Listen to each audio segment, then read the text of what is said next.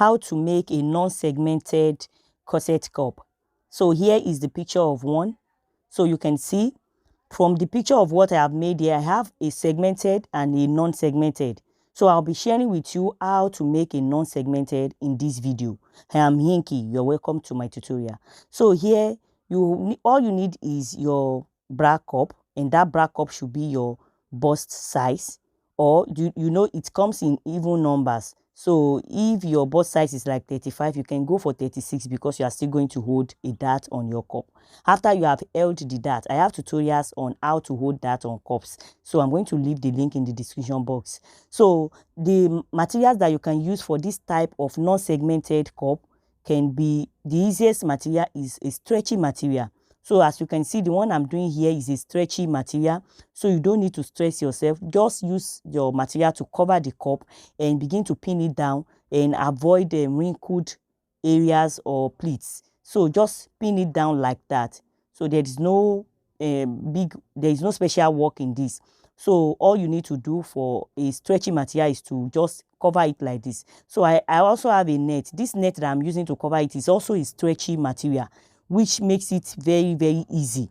But in this tutorial, I'll be sharing with you how to make this type of a non-segmented cup with Ankara fabric or any fabric that does not stretch. So I will be using a satin fabric here in this tutorial. And a satin fabric, as we know, is not the type of satin fabric that I use, is not the one that stretches at all. So this is a segmented one. You can see a line that is running through. So today I'll be sharing with you how to make a non-segmented. So the first video that you saw in this tutorial, you can see the video that it is a non-segmented cup that is used to make that dress. So that is why I said, let me just share with you how to make a non-segmented cup. So this is the material I'm using. I'll just cover it up like so. When you cover it up, then you use your office pin to hold it down. So just use the office pin to hold it down and make sure there is no pleat, there is no wrinkle. So just hold it like so. You hold it gradually. So as you are holding it, you'll be stretching it on the cup. Make sure you're stretching it on the cup and you're following the shape of the cup as you are holding it. So I'm going to pin it down like this. Just pin it down. Go ahead and pin it down.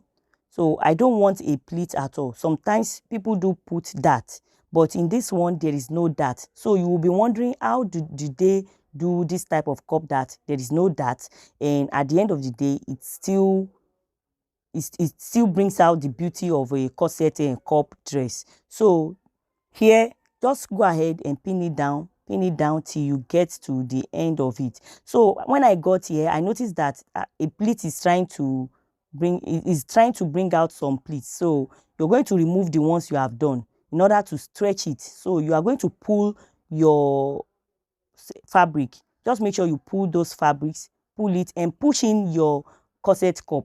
Just make sure you push in your corset cup very well. You can see the shape of the corset cup is what I'm following to pin it down. So after you have followed it, then you add sewing allowance and chalk it out. I'm adding sewing allowance of 1/2 inch round it.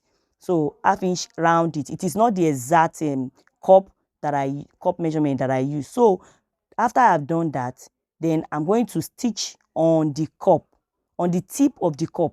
So you'll be feeling it as you are doing it. You'll be feeling the tip of the cup as you are stitching. So I'll make sure it's a loose stitch that you are using to run this, because if you don't use a loose stitch, it will be hard for you to lose it back, because this stitch I'm running, I'm still going to lose it back.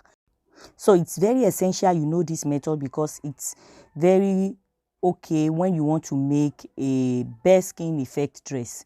So this is the best method to use for your cup when you're making a Bareskin effect dress. So after you have covered your cup, you can now go and input your cup on the front center front bodies. So you can go and input your cup on the front panel. So after you have done that, just cut it out, adding the sewing allowance. You can see the sewing allowance is being added. So while you're fixing your cup, note that you're going to fix directly on the tip of the cup. So you fix on the tip of the cup. When you're placing your cup, you fix on the tip of the cup so that it will be firm.